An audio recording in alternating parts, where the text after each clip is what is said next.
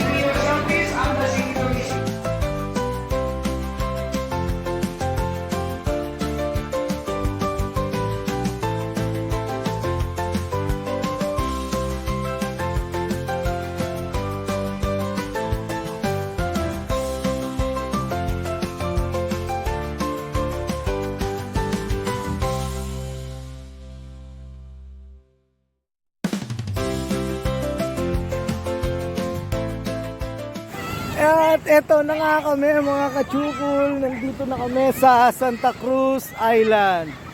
Tignan nyo, medyo maulan pero okay lang. Dahil may enjoy pa rin naman, oh. Maganda yung nila, yung buhangin, oh. Yan.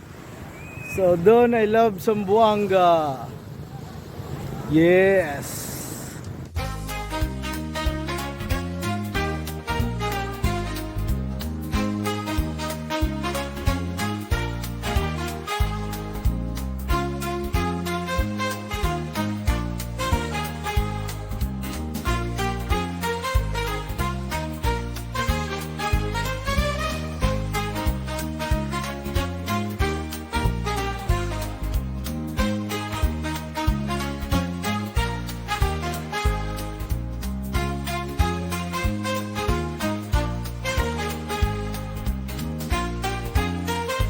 Tingnan nyo to, gano'ng karami to.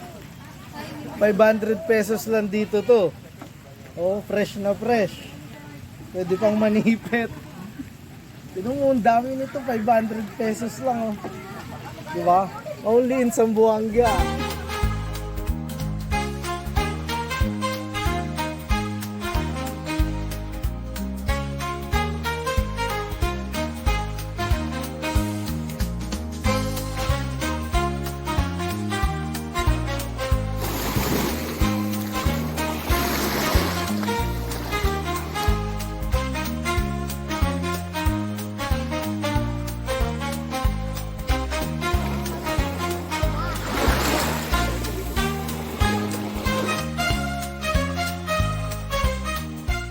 So ito na nga ang controversial na buhangin ng Santa Cruz Island.